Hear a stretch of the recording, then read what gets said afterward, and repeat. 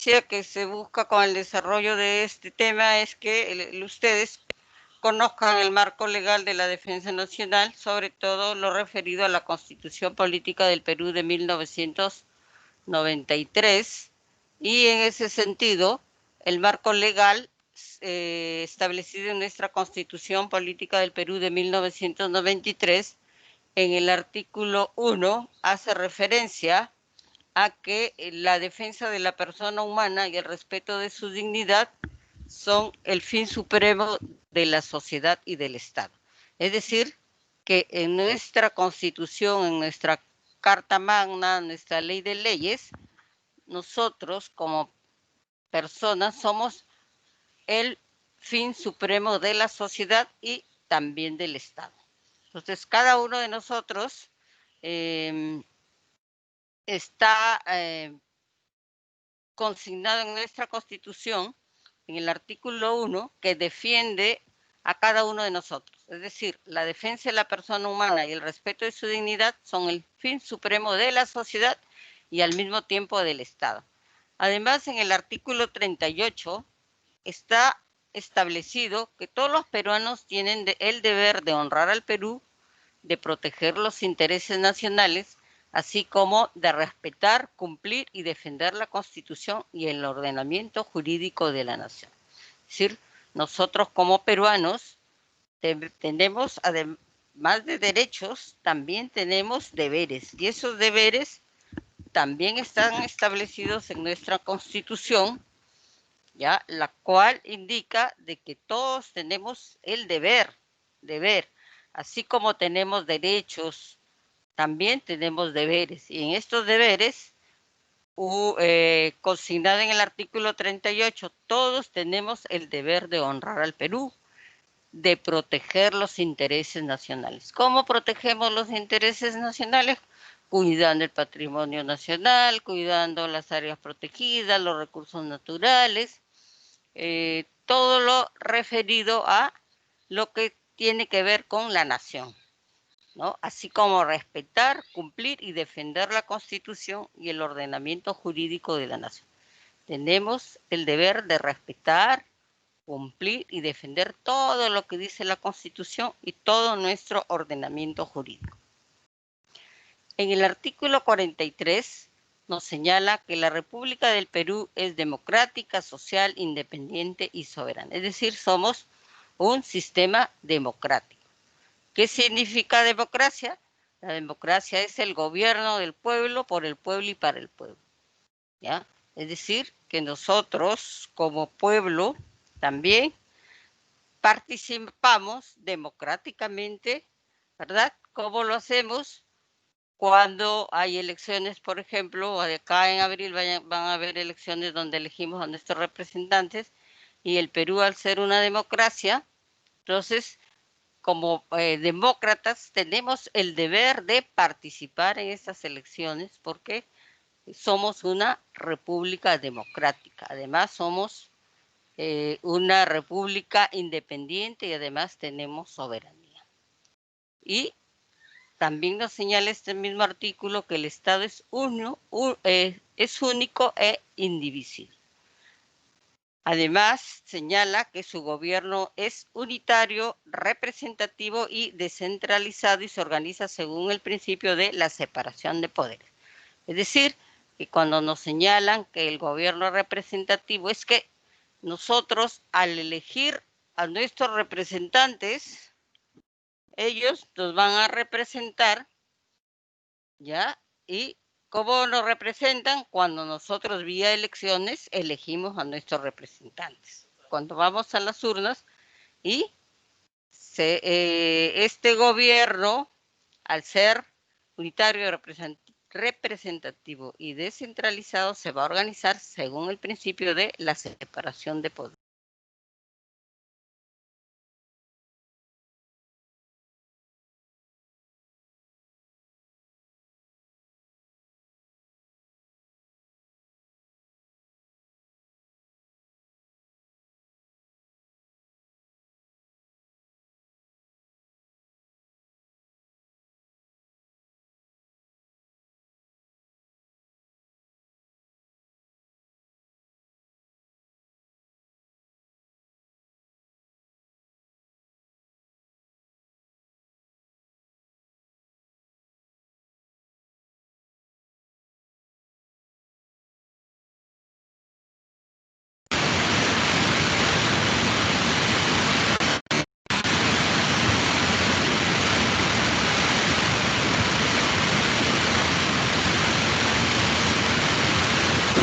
Muy bien, entonces cuando decimos de que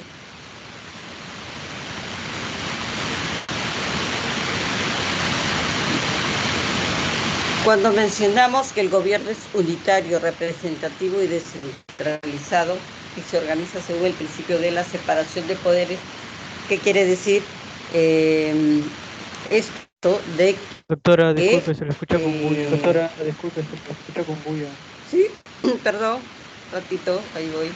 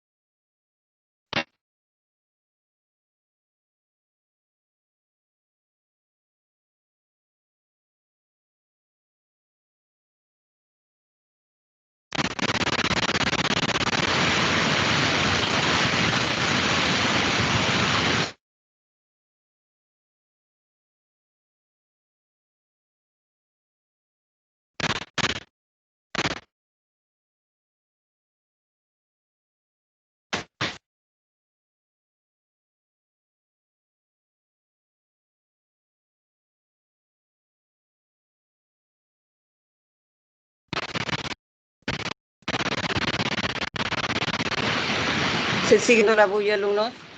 ¿Se escucha bien ahora, alumnos? Escuchen, Ya no por se favor, escucha ese alumnos. ruido, doctora, ya no se Ya no escucha se ese ruido, escucha ese pero se ruido, corta por doctora, ya no se ratitos. escucha ese ruido, pero se corta por ratitos. Ah, ya, alumna, gracias. Cualquier cosa me avisa. Entonces, habíamos mencionado respecto al artículo 43 que la República del Perú es democrática, social, independiente y soberana y que el Estado es uno, único e indivisible. Y además que el gobierno es unitario, representativo y descentralizado. Cuando decimos que el gobierno es representativo, es decir, que cuando nosotros asistimos a votar a unas elecciones, nos elegimos a nuestras autoridades que nos van a representar y al elegirlos, ellos van a representar a la gran cantidad de la población peruana. ¿Y cómo legitimamos a nuestros gobernantes? Nosotros los legitimamos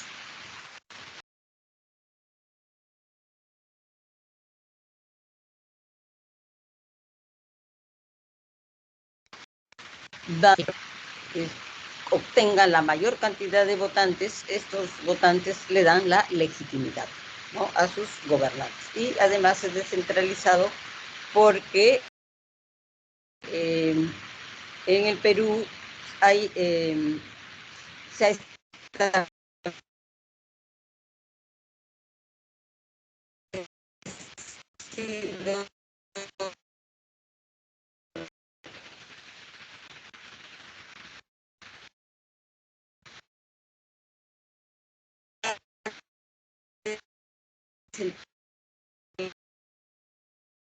uno de estos Doctora, se le escucha poderes entrecortado. son, ¿sí? A ver, voy a cambiarme de posición.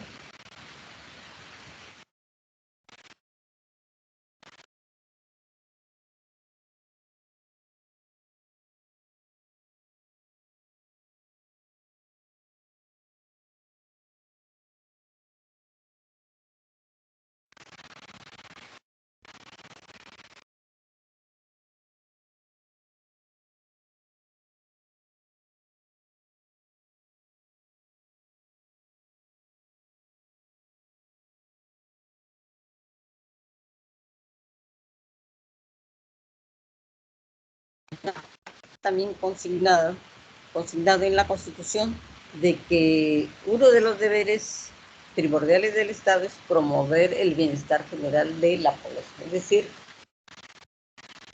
el Estado tiene que proveer de todos aquellos recursos para favorecer a la población y promover el bienestar general, que se va a fundamentar en la justicia, en el desarrollo integral y equilibrado de la sociedad. Asimismo, también señala que es deber del Estado establecer y ejecutar la política de fronteras y promover la integración, particularmente latinoamericana, así como el desarrollo y la cohesión de las zonas fronterizas en concordancia con la política exterior. Es decir, nosotros también estamos obligados como nación, como Estado, promover la política de fronteras y de integración en concordancia con la política exterior.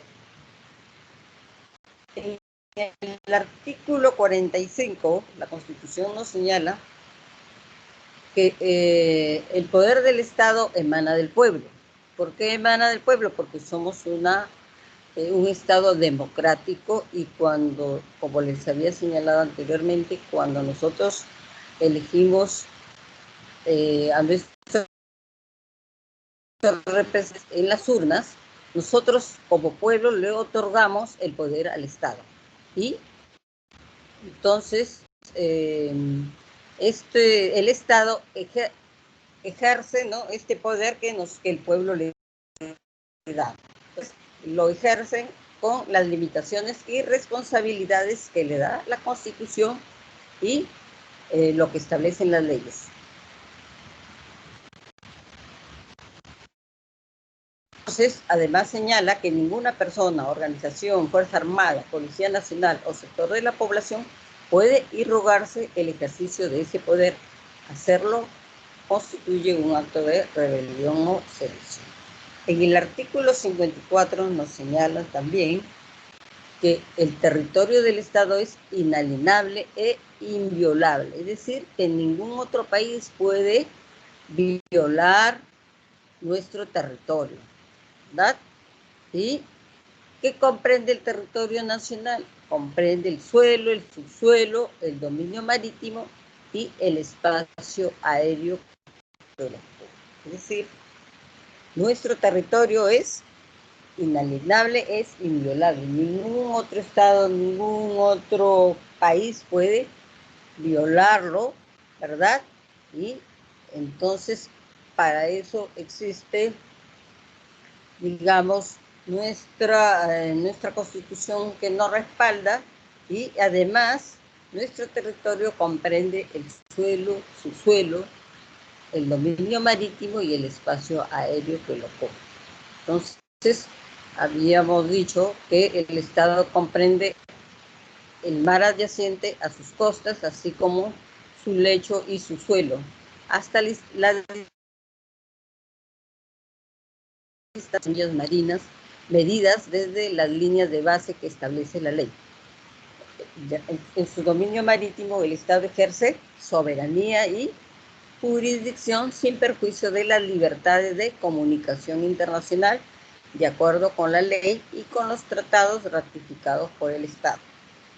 El Estado ejerce soberanía y jurisdicción también sobre el espacio aéreo que cubre su territorio. Es decir, el Estado que comprende el mar adyacente a sus costas, ¿ya?, y hasta la distancia de 200 millas marinas. Estas 200 millas medidas desde las líneas de base que establece la ley. Entonces, y en este espacio marino, el Estado ejerce soberanía y también jurisdicción. Y luego también tenemos al Estado que ejerce soberanía sobre el espacio aéreo que cubre su territorio y el mar adyacente. Muy bien, ¿qué sostiene el artículo 42? En el artículo 42 de nuestra Constitución Política del Perú nos dice que la ley puede puede solo por razón de seguridad nacional establecer temporalmente restricciones y prohibiciones específicas para la adquisición, posesión, explotación y transferencia de determinados bienes. En el artículo 118 nos señala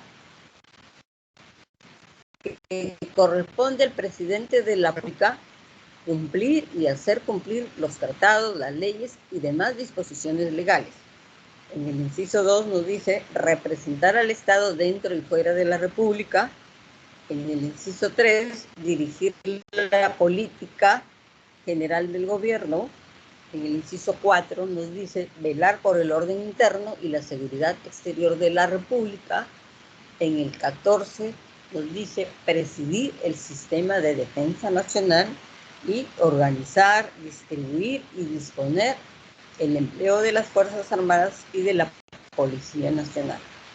En el inciso 15 nos dice adoptar las medidas necesarias para la defensa de la República, de la integridad del territorio y de la soberanía del Estado, y también puede declarar la guerra y firmar la paz con autorización del Congreso de la República. En el artículo 137 nos señala que el presidente de la República, con acuerdo del Consejo de Ministros, puede decretar por plazo determinado en todo el territorio nacional o en parte de él, y dando cuenta al Congreso o a la Comisión Permanente los estados de excepción que en este artículo se contemplan. Entonces, por ejemplo, acá nos señala estado de emergencia en caso de perturbación de la paz o del orden interno, de catástrofe o de graves circunstancias que afecten la vida de la nación. Y en esta eventualidad puede restringirse o suspenderse el ejercicio de los derechos constitucionales relativos a la libertad y a la seguridad personal, la inviolabilidad del domicilio y la libertad de reunión y de tránsito en el territorio comprendidos en los incisos 9, 11 y 12 del artículo 2 y en el inciso 24, apartado F del mismo artículo, y en ninguna circunstancia se puede desterrar a nadie. Luego nos señala que el plazo del estado de emergencia no excede de 60 días. Y en el supuesto de que se quisiera exceder más de 60 días, su prórroga requiere un nuevo decreto. Y también señala que en estado de emergencia las Fuerzas Armadas asumen el control del orden interno si así lo dispone el presidente de la República.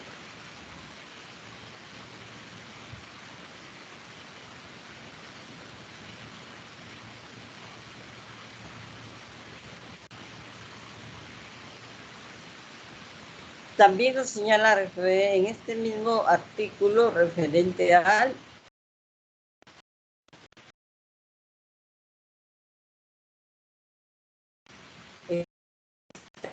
guerra inminente de que se produzcan convención de los derechos fundamentales cuyo ejercicio no se restringe o no excede de 45 días. Al decretarse el estado de sitio, el Congreso se reúne de pleno derecho y la prórroga requiere también, así como en el estado de emergencia, ¿no? También en este estado de sitio la aprobación del Congreso. El artículo 163 nos señala que el Estado garantiza la seguridad de la nación mediante el sistema de defensa nacional. Es decir, se crea un sistema de defensa nacional y, como habíamos señalado en la clase anterior, la defensa nacional es integral, es permanente y se desarrolla en los ámbitos interno y externo, y que toda persona natural o jurídica está obligada a participar en la defensa nacional de conformidad con la ley. Ahora,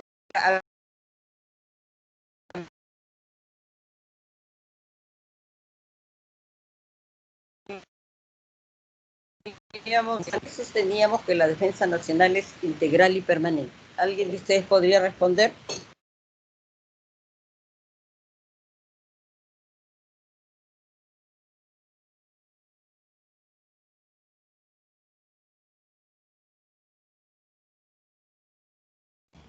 Bueno, ahí dice que es integral porque, bueno, se desarrolla en varios ámbitos, ¿no?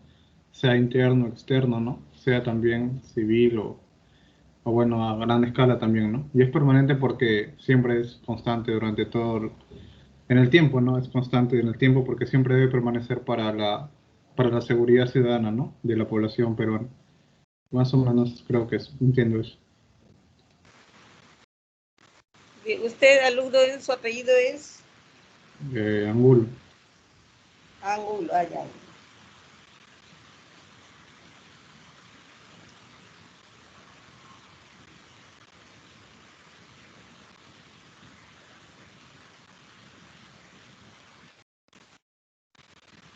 Muy bien, ¿alguien más, alumnos?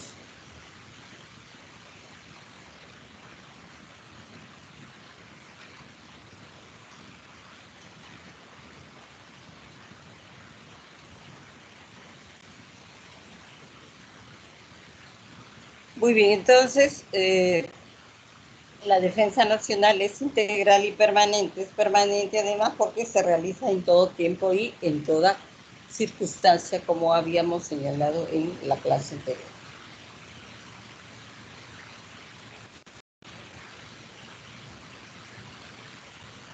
En el artículo 164 se nos señala que la dirección, la preparación y el ejercicio de la defensa nacional se realiza a través de un sistema cuya organización y cuyas funciones determina la ley y que es el presidente de la República quien dirige el sistema de defensa nacional y que la ley va a determinar los alcances y procedimientos de la movilización para los efectos de la defensa nacional.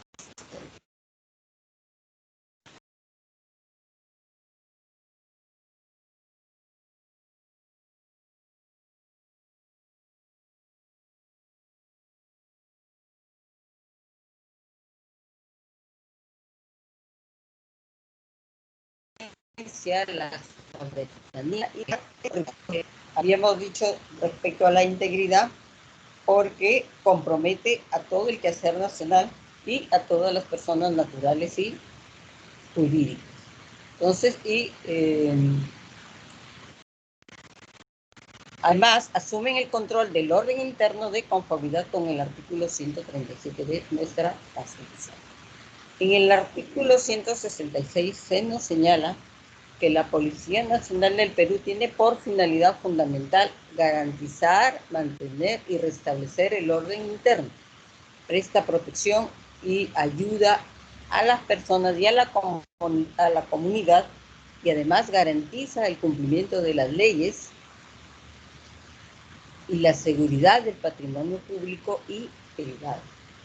Además, la Policía Nacional del Perú previene, investiga y combate la delincuencia. Es decir, que la Policía Nacional del Perú, su finalidad fundamental es mantener el orden interno, prestar protección y ayudar a las personas y a la comunidad. Además, también va a garantizar el cumplimiento de las leyes. Es decir, si por ejemplo a nosotros nos dicen estamos en una situación de emergencia y que tenemos que acatar un toque de queda que va a partir de las 9 de la noche, nosotros como ciudadanos tenemos que respetar, ¿verdad?, lo que está establecido. Y entonces ahí está la Policía Nacional del Perú para garantizar el cumplimiento de las leyes.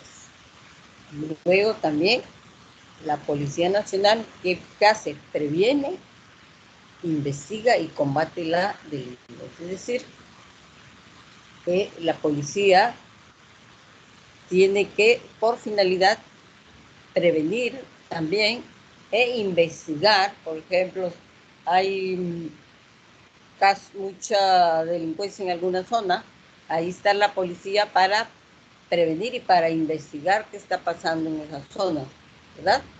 Para combatir la delincuencia. Y además también vigila y controla las fronteras. En el artículo 170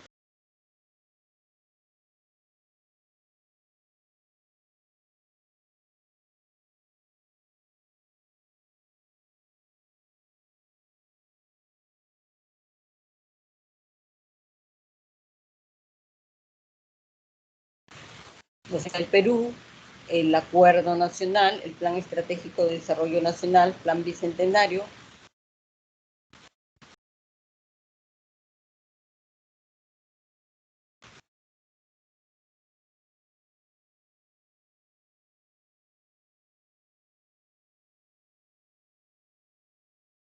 concepción estratégica. Muy bien, alumnos. Yo había en Zoom Web, había subido una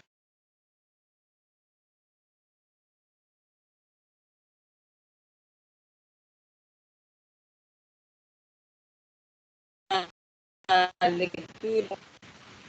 Quisiera ver algunos participantes respecto a esta lectura del bien común.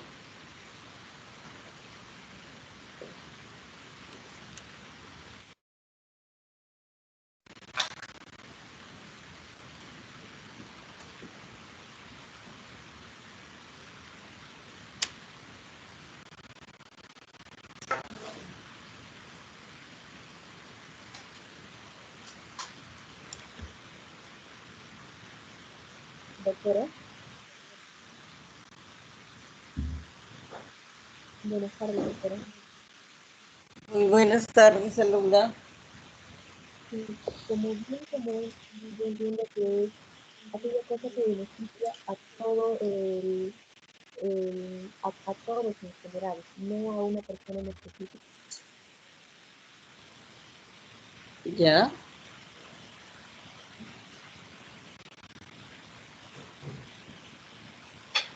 ¿Está bien? Sí, alumna. ¿Usted ha leído la lectura, alumna, sobre bien común?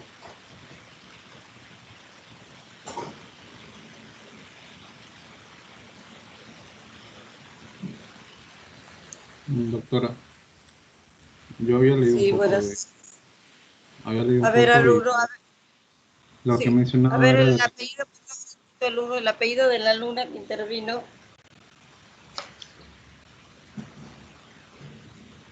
Alumna, su apellido. Discúlpeme que no lo escuché bien. ¿Ah? Diana Ramírez, doctora. Diana Ramírez. Sí, sí.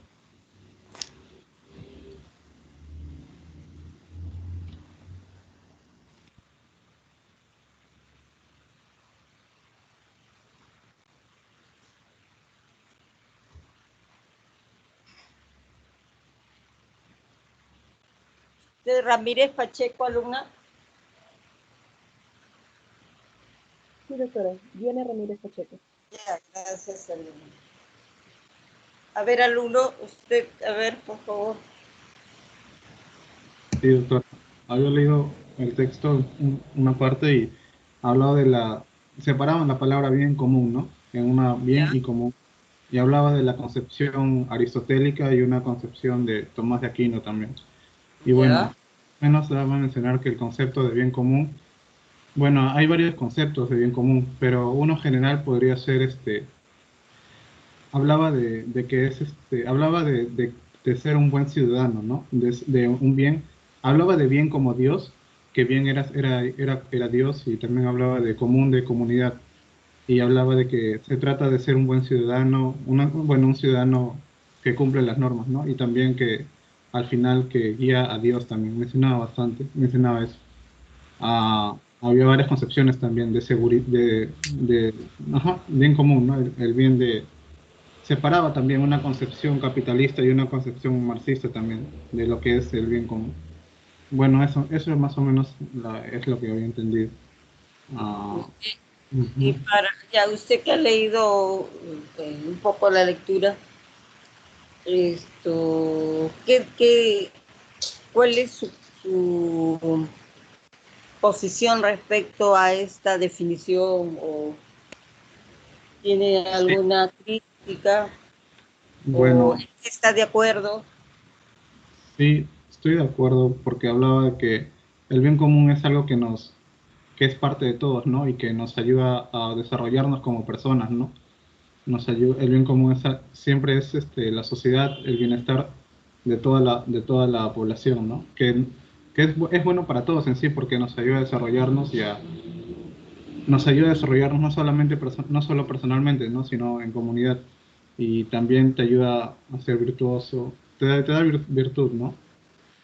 Supongo, sí, estoy de acuerdo con la lectura. Ujú. De lo que es el... ¿Usted es Angulo alumno? Sí, soy Angulo. Sí. Angulo, ya. Gracias, alumno. ¿Algún otro alumno con respecto a la lectura? A la otra. Sí, alumno. Eh, Jimana, sí, ya, a ver, alumno. Escuchamos. había leído también en otra parte, ¿no? En que esto tiene múltiples definiciones, pero lo que me llama la atención es que uno cuando busca el bien para sí, para uno mismo, eh, intencionadamente está también dando el bien hacia los demás, el bien hacia la sociedad. También cuando mencionan que somos seres racionales, que vivimos según la concepción aristotélica, en una polis, la consecuencia de buscar el bien propio, también estamos buscando el bien hacia la sociedad, ya sea la familia, la ciudad o la patria. Y también lo ven como que somos personas, ¿no? Que estamos libres en la virtud.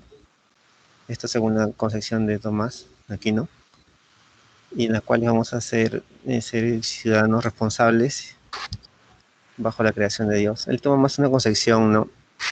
Metafísica. Muy bien. ¿Y usted está de acuerdo en qué o tiene alguna crítica? ¿Cuál es su posición respecto al bien común?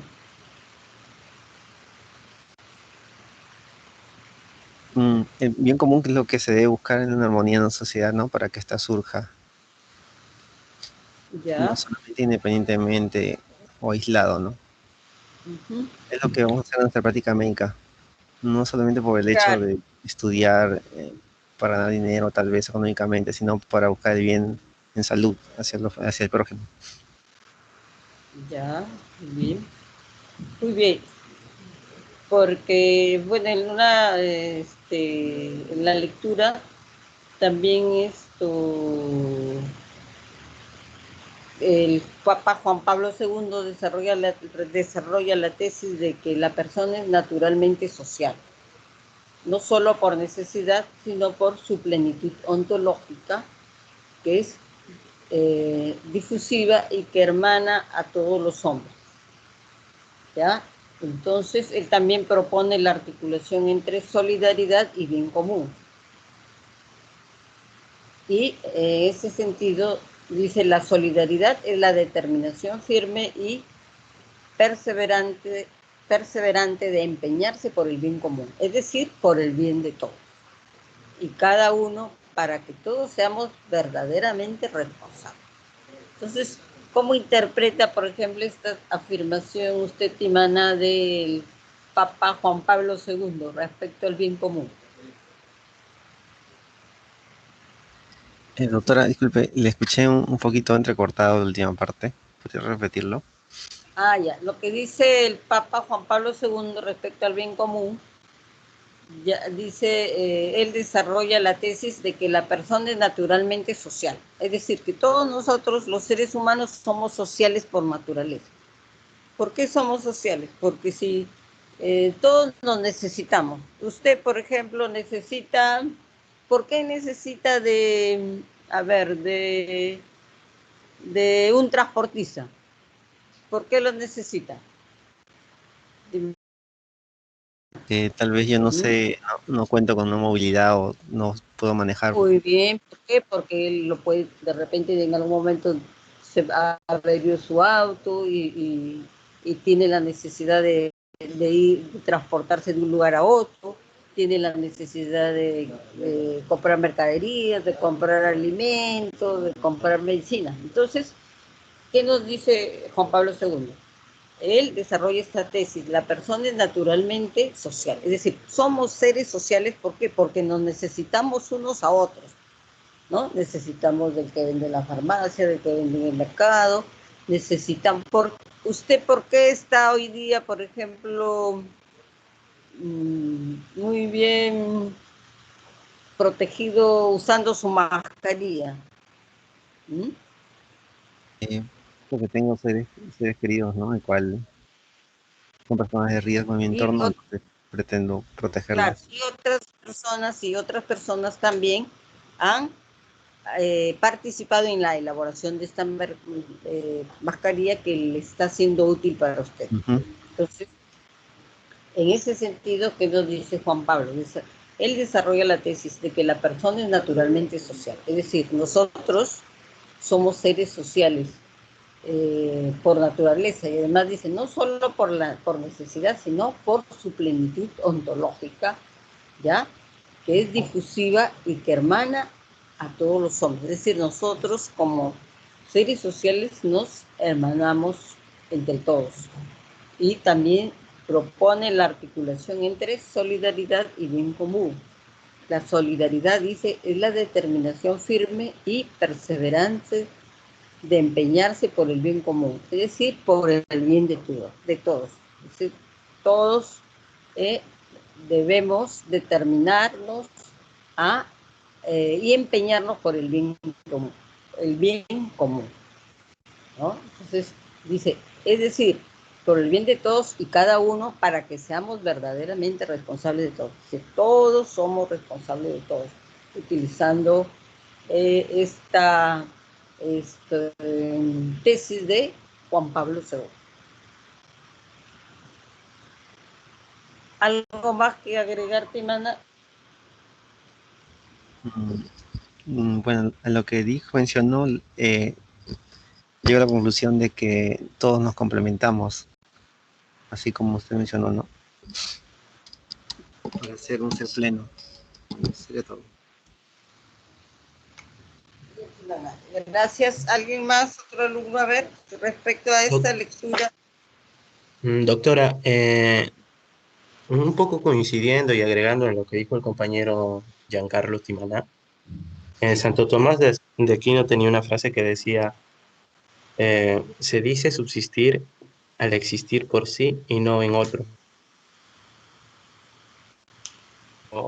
Ya. También si bien tenemos aquí un enfoque espiritualista, metafísico que Tomás de Aquino muestra, es claro que va a llegar un punto de discordancia en el que hasta qué punto es el bien personal y hasta qué punto brilla el bien común, ¿no? Por De la comunidad. sí, la capacidad de poder discernir de que las acciones que uno vaya a tomar respecto a sus decisiones, muchas veces que involucren a su cuerpo, muchas veces que involucren a su actitud, a su estado más básicos, puede repercutir en la sociedad y en los bienes de los otros. Aquí tenemos un fin metafísico, entonces está primado en valores bastante tajantes y claros, pero podríamos diferir que encontramos un punto de quiebre en Ya. contraste el bien personal y el bien común que difieren.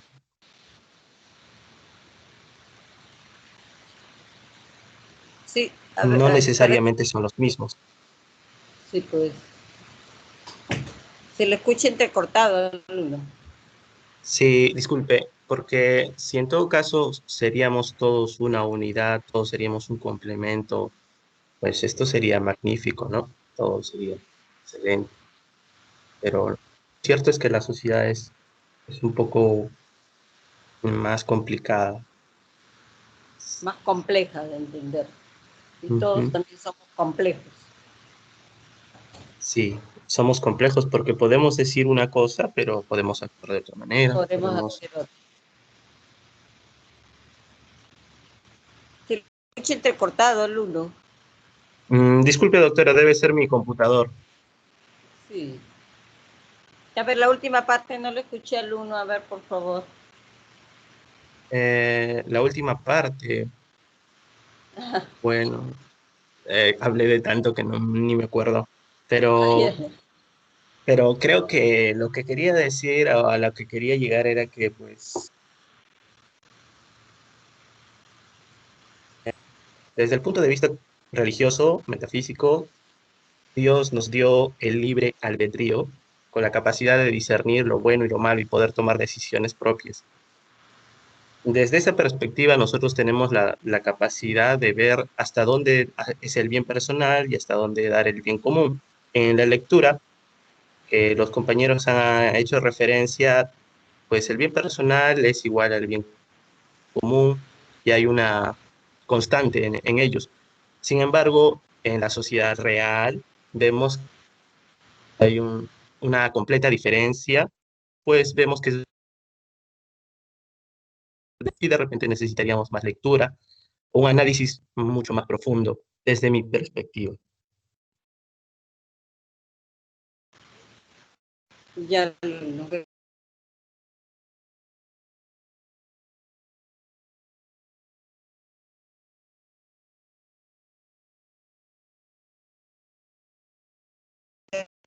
Escucha el apellido, Luno, no lo escuché. Pimentel, doctora.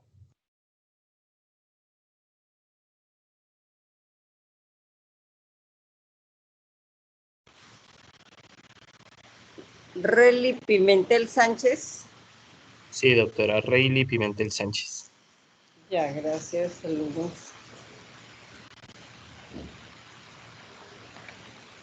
¿Alguien más quisiera participar respecto a esta lectura?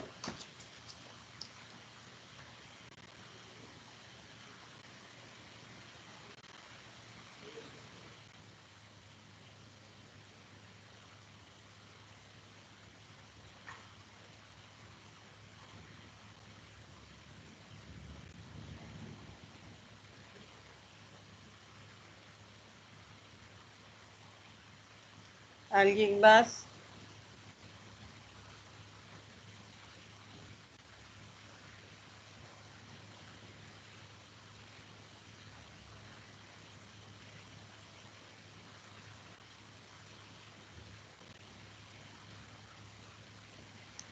Yo, doctora, A ver, a Luna le escuchamos. algo que Chipana, me ¿verdad? pareció, sí, Chipana. Ya, sí, Luna, gracias. algo que me pareció curioso del, bueno, del fragmento que, bueno, que leí, era que, bueno, nosotros actualmente vivimos, creo que, en una sociedad que vela por todos nosotros, ¿no? Pero al mismo tiempo es bastante individualista. Pero Tomás de Aquino revela un punto muy bonito, que es cómo es que va a vincular el bien particular y el bien común. Usualmente las personas solo velan por sí mismas, ¿no? Debido a todos los problemas que han sucedido ahora, sobre todo con la pandemia. Eh, pero, por ejemplo, él nos comenta que el bien particular, eh, sobre todo, va a beneficiar a las personas cuando van a ser virtuosas. Esto quiere decir que, bueno, eh, la persona que sea virtuosa, pues va a tener mucho más bien. Y a menudo que, perdón, mientras más interactúa en sociedad, pues puede lograr ese bien común. Eh, estos términos son bonitos porque, o sea, nos dan a entender que el bien común es la finalidad de una sociedad, porque en sí, si bien todos tenemos nuestras necesidades propias, o sea, de algún modo esto nos va a conducir a un bien común como sociedad. Ese era mi comentario, doctora.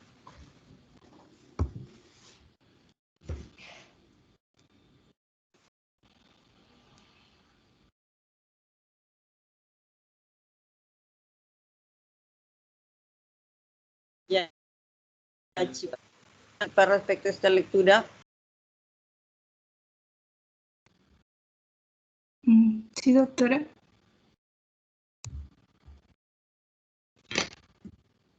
escucho, alumna. Sí, eso era lo que, bueno, me llamó la atención de la lectura. Creo que corresponde a los puntos 3 y 4.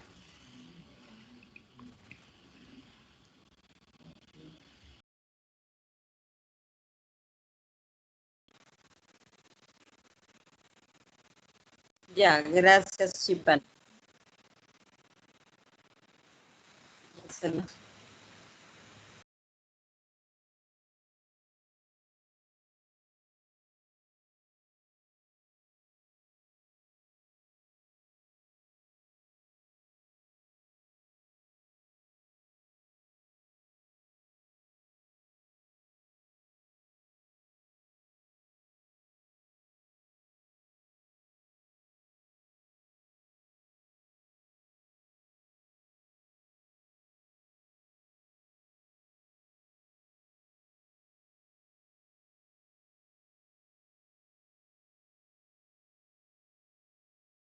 Muy bien, alumnos. Voy a llamar al alumno Abanto.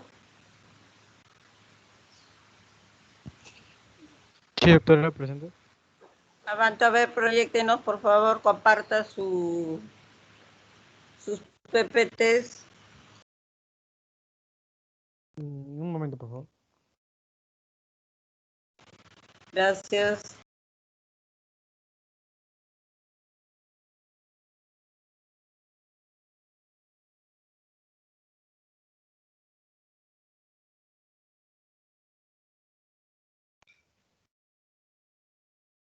Ya se logra observar. ¿Alguien me puede confirmar, por favor? Sí, sí se visualiza. Ya. A ver.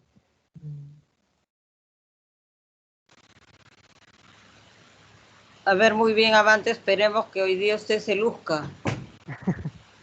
Haré el intento, doctora. Ya, Bueno, Abanto. buenas tardes, doctora, compañeros. El día de hoy voy a hablar acerca del... Perdón, un ratito, Abanto, me da unos minutitos para dirigirme un ratito a sus compañeros. Muy bien, su compañero Abanto va a tocar un tema referido al Acuerdo Nacional.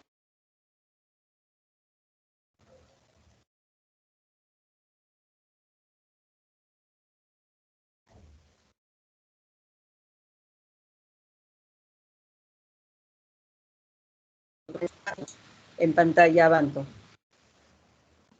¿Yo puedo comenzar, doctora?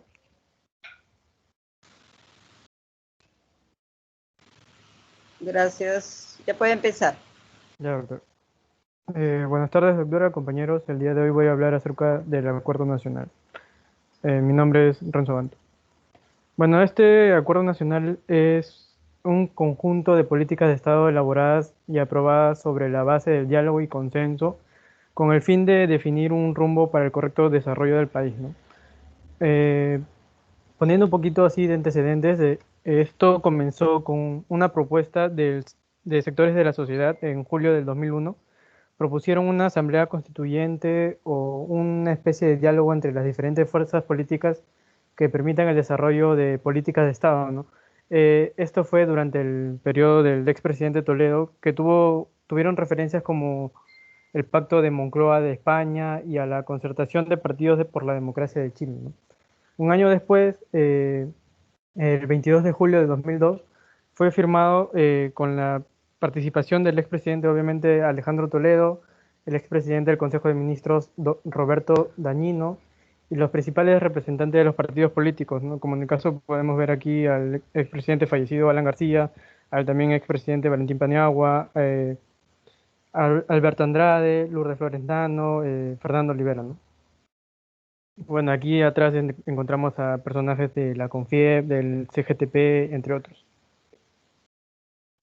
Bueno, la conformación del acuerdo es tripartita, o sea que está dividida está dividido en tres grupos, los tres tienen el mismo peso.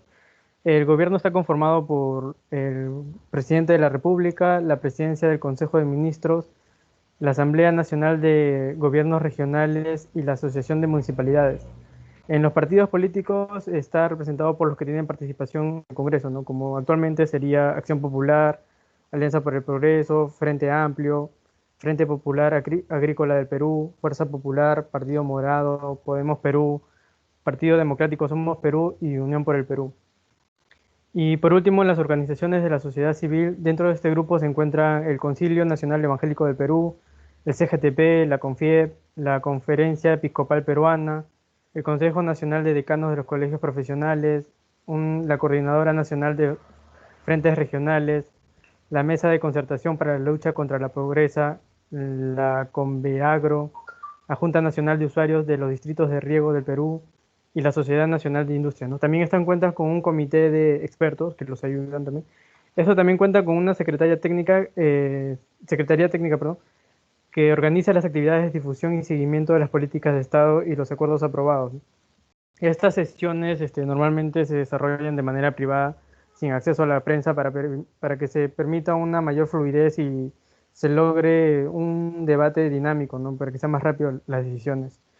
Bueno, aquí esta es una parte del Decreto Supremo número 105 del año 2002, en el cual precisan que el presidente de la República va a presidir el Acuerdo Nacional e institucionaliza el Foro del Acuerdo Nacional, ¿no? Que es para que regular que todo funcione adecuadamente. Aquí, por ejemplo, el artículo 5, de nuevo, precisan que el presidente es el que va a presidir este acuerdo nacional y que en su ausencia va a presidir el presidente del Consejo de Ministros, ¿no? El foro tiene una participación de los integrantes es ad honorem, que quiere decir que participan en honra, que no reciben retribuciones, ¿no? Bueno, personalmente no creería que no reciban retribuciones. Bueno, continuando, actualmente hay 35 políticas de Estado, la última fue consensuada en el año 2007. Estas están distribuidas en 4 objetivos, ¿no? Como por ejemplo vemos la democracia y Estado de Derecho, el segundo objetivo es la equidad y justicia social, aquí tenemos el objetivo 3, que es la competitividad del país, el objetivo 4 es el Estado eficiente, transparente y descentralizado. Aquí vemos, lo puse aquí, lo agregué, la última política de Estado, que vendría a ser la sociedad de la información y sociedad del conocimiento, ¿no? Como dije en el año 2017. Bueno, aquí un poco hablando del objetivo 1 de democracia y Estado de Derecho, elegí la política de Estado, la primera, que es el fortalecimiento del régimen democrático y del Estado de Derecho. El gobierno se compromete a consolidar el régimen democrático y Estado de Derecho para asegurar un clima de estabilidad y cooperación política, promover la competencia democrática, garantizar elecciones libres y transparentes. Con este objetivo, el Estado va a defender el imperio de la Constitución, va a garantizar el respeto a las ideas, organizaciones políticas y organizaciones de la sociedad civil, va a fomentar una cultura democrática que va a promover a la ciudadanía que sea consciente de sus derechos y deberes. También va a establecer normas que sancionen a la violación de la constitucionalidad. Bueno, siguiendo en el segundo objetivo de equidad y justicia, la política de Estado número 13, el acceso universal a los servicios de salud y a la seguridad social. Aquí el gobierno se compromete a asegurar las condiciones para un acceso universal a la salud de forma gratuita, oportuna y de calidad, con prioridad en las zonas de concentración de pobreza. Los objetivos aquí del Estado vendrían a ser a potenciar la promoción de salud, la prevención y control de enfermedades transmisibles, promover la prevención y control de enfermedades mentales y los problemas de drogadicción, ampliar el acceso de agua potable y saneamiento y controlar las principales contaminantes ambientales, maternidad saludable y ofrecer servicios de planificación familiar con elección libre a los métodos anticonceptivos, incrementar progresivamente el porcentaje de presupuesto en el sector salud y promover la investigación biomédica y operativa, así como la investigación y el uso de medicina natural y tradicional. En el tercer objetivo tenemos a la competitividad del Estado. Aquí la política del Estado número 23 es la política de desarrollo agrario y rural. Aquí el gobierno se compromete a impulsar el desarrollo agrario y rural del país para fomentar el desarrollo económico y social del sector, promover la rentabilidad y expansión del mercado de las actividades agrarias.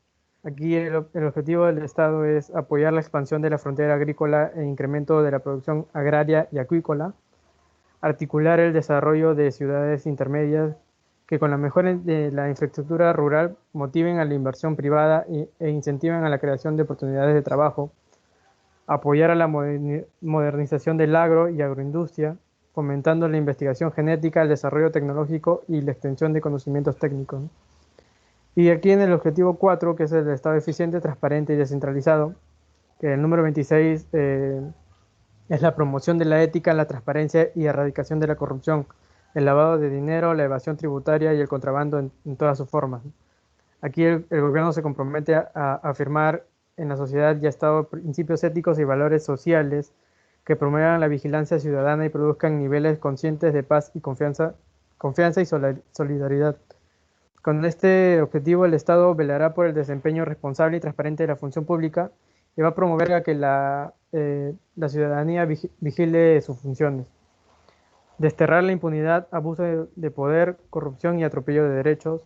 Promover una cultura de respeto a la ley, de solidaridad y de anticorrupción, que elimine las prácticas violatorias del orden jurídico, como pueden ser el tráfico de influencias, nepotismo, narcotráfico, contrabando, evasión de impuestos y lavado de dinero, ¿no? Y bueno, hasta la actualidad, el día de hoy, hasta hoy, se han hecho 129 sesiones del Acuerdo Nacional. La última fue el 24 de agosto del año pasado, que dio inicio al proceso de diálogo para consensuar el Pacto Perú, que esto busca reemplazar un poco el Acuerdo Nacional. Tiene, en fin, como fin 5 puntos. El primero vendría a ser la construcción de un sistema unificado de salud, garantizar la calidad educativa, eliminando brechas y acceso a educación virtual en todos los niveles, promover el crecimiento económico y sostenible, continuación de la reforma política del sistema de administración de justicia y por último la lucha contra la pobreza. Bueno, eso sería todo. Aquí podemos ver al expresidente Vizcarra firmando, ¿no?, el Pacto Perú. Gracias. Muy bien, Abanto. Cuando nos dice el Acuerdo Nacional sobre la universalización de la salud, ahí podría explicarnos a qué se refiere.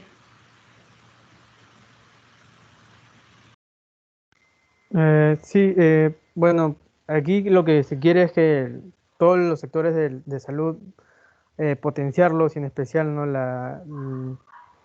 lo que vendría a ser mm, la atención primaria, ¿no? También que se desarrolle más investigación biomédica y operativa, ¿no?, para poder controlar ciertas enfermedades. También, por ejemplo, ¿no?, el control de enfermedades transmisibles. En este caso se dejó de lado el dengue porque estamos en un momento de epidemia, pero llegó la pandemia y lo dejaron de lado, ¿no? Bueno, promover la prevención y control de enfermedades mentales, que es muy importante el día de hoy, ¿no?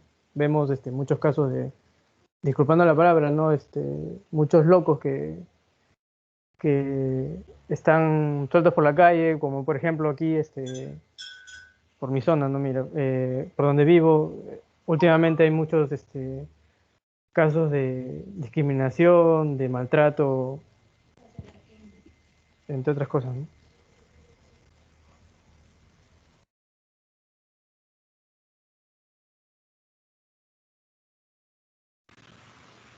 Ya, Angulo, gracias. Avanzo, doctora. Disculpe, Abanto.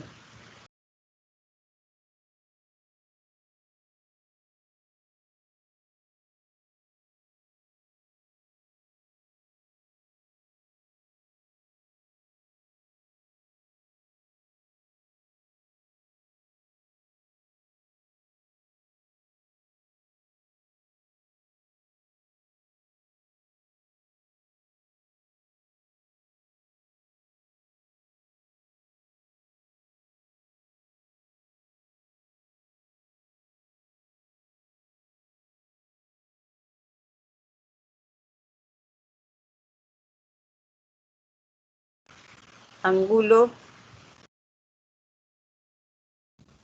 Sí, doctora. ¿Puede compartirnos? Ya, un ratito. Ya está bien. Doctora, Sí, buenas tardes. buenas tardes. ¿Puedo hacer un comentario en